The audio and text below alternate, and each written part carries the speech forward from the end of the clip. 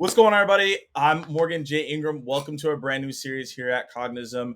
Rate my cold call. So every week we're going to be reviewing cold calls that have come from live reps, real reps in the field, not made up. This is real talk, and we're going to bring someone that I like to gem it up with, has great expertise to go through this cold call with, right? And so today we have Marcus Chan. Look, he can do his intro way better than I can. So Marcus, tell us a little bit about yourself, and we're gonna get into it. What's up, Morgan? I'm pumped to be here. I'm a guy who's made thousands of cold calls, made thousands of mistakes, have lost a lot of deals and won a lot of deals.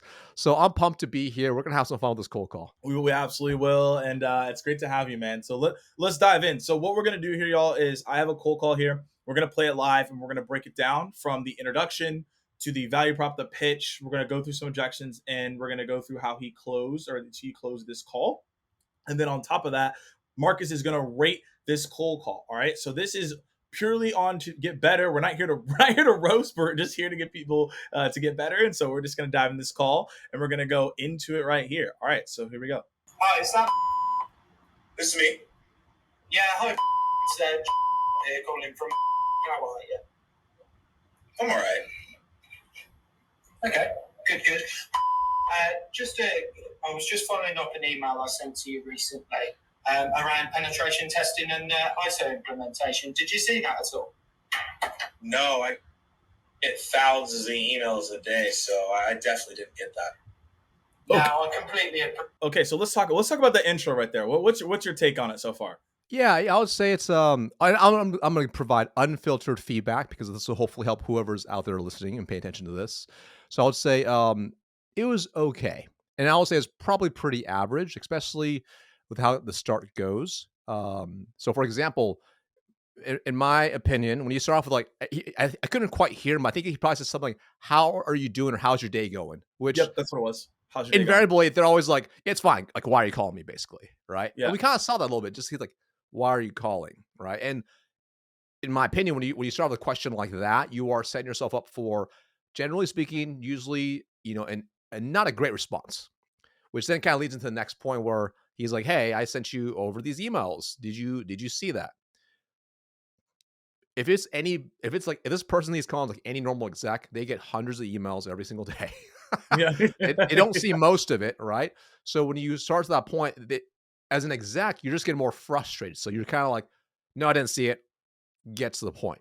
So that's where from the get go, if you're leading with this type of these questions and frameworks, you're setting yourself up for generally a more negative response to begin with. Yeah, I could not agree with that more. I do want to double down on the email piece because when I do trainings, and you probably do this too when you're coaching the people that are going through your program, is like, what outcome are you expecting when you ask that question? Correct. And like, oh, well, they're just going to say, "Hey, I saw the email." And I was like, okay, so how many times out of the thousands of cold calls you've done and you've asked this, has someone been like, "Oh, you know what? That email you sent was One banger. Like, Still it was remember a banger." It's never happened to me. It's never happened to me. It's never happened to me. And we've probably collectively made, hundreds of thousands of cold calls. I've never had anyone say that. So I just tell people, okay, if what you're asking question-wise is not the outcome of what you're looking for, why do we ask this question? And it just Correct. puts them on their heels in defense. Let's get rid of it. So I just wanted to like amplify that point even more, because I think it's one of the most pointless questions you can ask on a cold call. 100%. And think about what could you replace it with, right? Is it going to be a problem statement, right? Hey, in speaking with, a certain title of, of these type of roles that run these two problems, which one's most relevant for you? Okay. Like that's going to be more relevant versus, did you get my email? Right. Right. I think another point to mention as well, and this happens very easily. This used to happen to me a lot. When we ask questions that don't serve us on the call, don't serve them as well, it hurts our confidence. And we start to sound not confident. And that's a really scary thing to do. So you want to be, even if you had the perfect opener, perfect whatever, do your best to maintain composure and confidence and carry the ball through. Because as they kind of hear you falter a little bit in your tonality, your attitude, it's going to bite. It's like blood in the water for a shark. You just want to be really careful with that. Yeah. You do. I think that's a great call. So let's listen into like how this pitch goes as he's going into it. Appreciate that, and to be honest, that was the reason I was reaching out for a call. I could imagine someone like you would always be getting hundreds, if not thousands, of emails a day.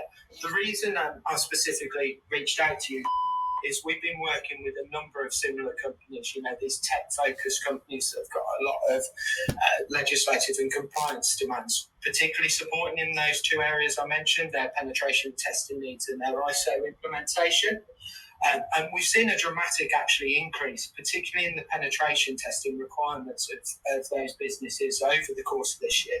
That's really been led by that increased supply risk management, that vendor due diligence that all of us are really starting to experience now. And that's the reason I reached out to you. There's a couple of companies we could go through I've worked with in a very similar way. I just wanted to understand really how you guys look after your pen testing needs there. Yeah, sounds like a lot of different pieces there. As of right now, we have an internal team that's looking into that. We've looked at some other solutions. That's heading right into the objection. So we're going to cover that in a minute. I just want to see that response up to this point. So that was the value prop. What's your take on that? What could be improved? Was that spot on? What are you hearing? Yeah, so I would say it wasn't bad, right? But it wasn't amazing either. Right. I always think about whenever you go into your value prop, because he goes into a value prop and he wants to ask like an open-ended question, like, what do you think about this? Or what are you doing for this? The longer you go on about the value prop, the more they're already like thinking like, why is this, like, what's this all about, right? So how can we take that, and I don't know how long that was roughly, but that, whatever that was, how can we condense it down as short as possible?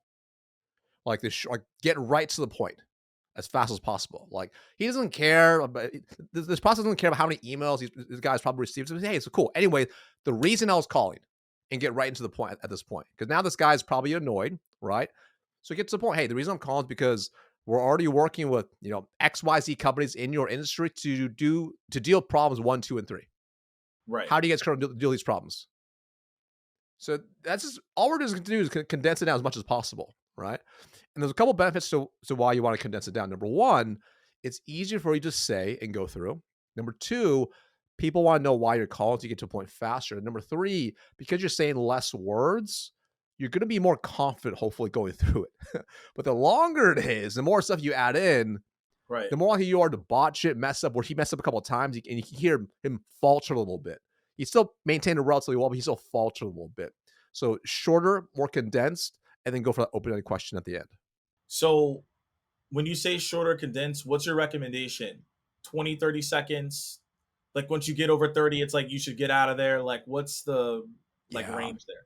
Yeah, you're exactly right. That 20, 30 seconds, I think, is a good sweet spot. Yep. It gets you right there, especially when you can sense especially if you kind of open it up with a couple of questions like that. All right, get to the point as fast as you can. Like, why are you calling this guy? Like, why are you calling this guy? So they're already thinking that, and they're nice enough not just to hang up. So don't abuse that. So get right to the point as fast as possible. Make it as succinct as possible. And one thing I recommend, especially when you're in a cold call, and it's everyone, some people agree and disagree, it doesn't really matter, but you should have a framework already written on what you're going to say. So that way you can say it very succinctly, very quickly, and right to the point. And it cuts through all the BS jargon that you might say instead. So for example, he was saying a lot of things in there. My brain, not being from the industry, is glossing over it. Right. So this prospect you're interrupting for whatever they're doing whatever they're doing, whatever like fires in their house now they're trying to deal with. When you call and you start using a bunch of jargon very quickly, they can actually hurt you. So how can you simplify down as much as possible? And so you write it out beforehand, write out what you're going to say, and you just hit those points. Hey, in talking with other title in this industry, they have these 2 issues, these 3 issues. How do you deal with them?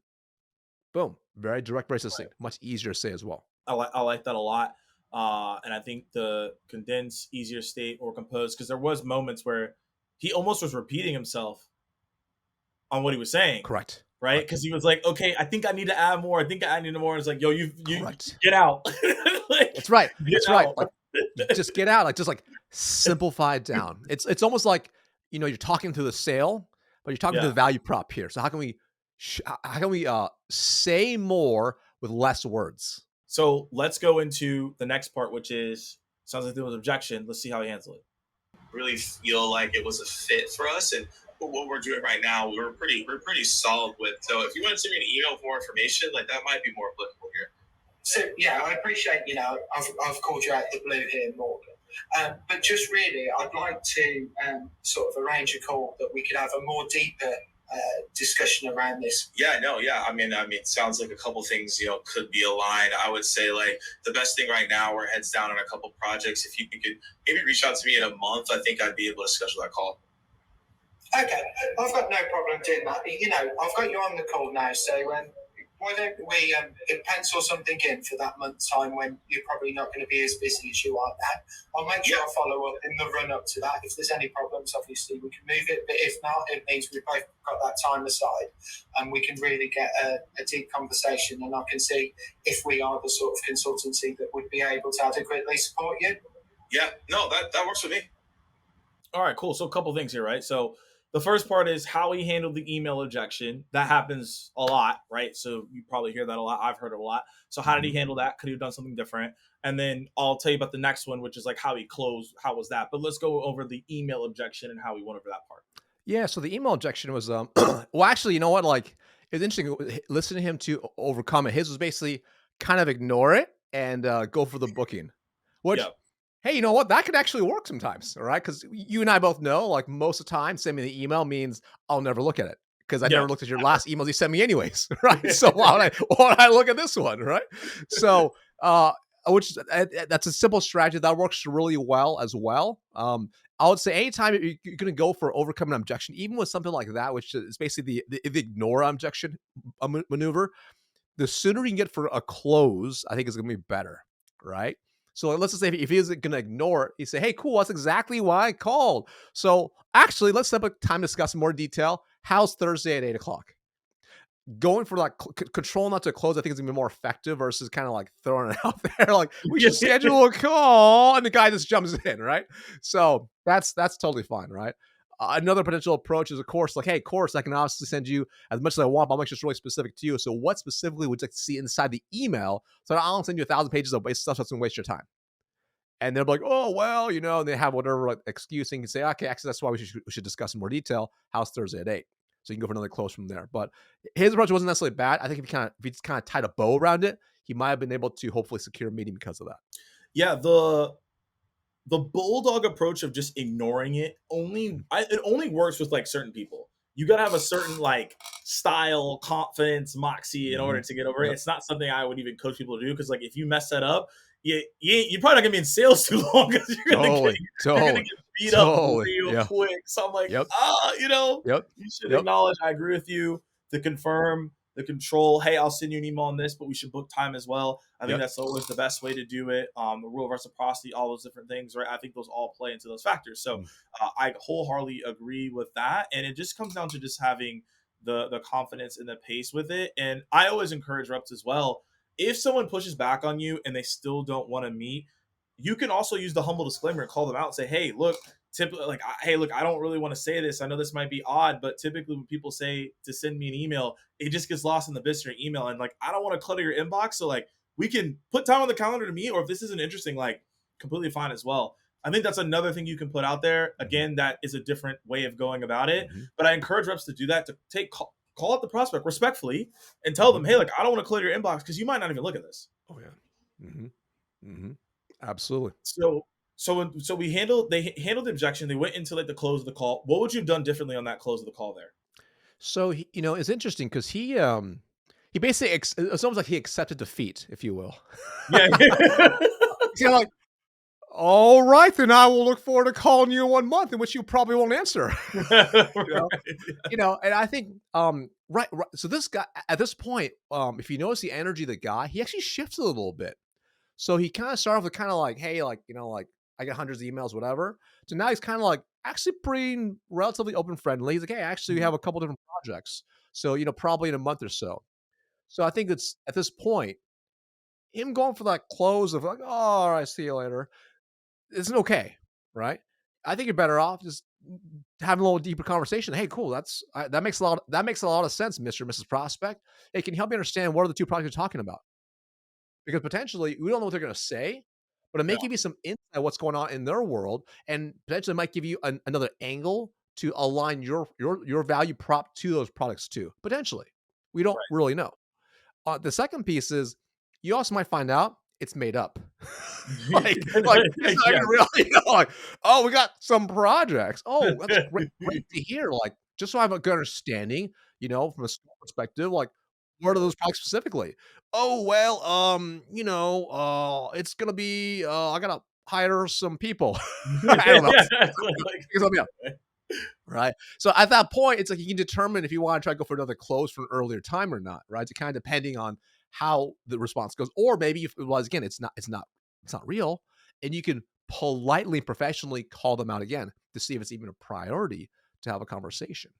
Yeah. Right. So that allows you a little more room to kind of work with that call. Now, let's just say, for example, I'm just to say like you play. Let's say it's a real project. Like, hey, we're actually in a system migration. We're actually like 2 weeks away from being done, and we have 2 weeks of testing. That's exactly why.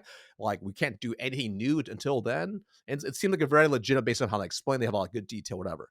So at that point, instead, and we didn't hear the rest of it, right? Let's just say if you are going to, have a call for a month out, like, how can you make it more firm? How can you make it more secure, right?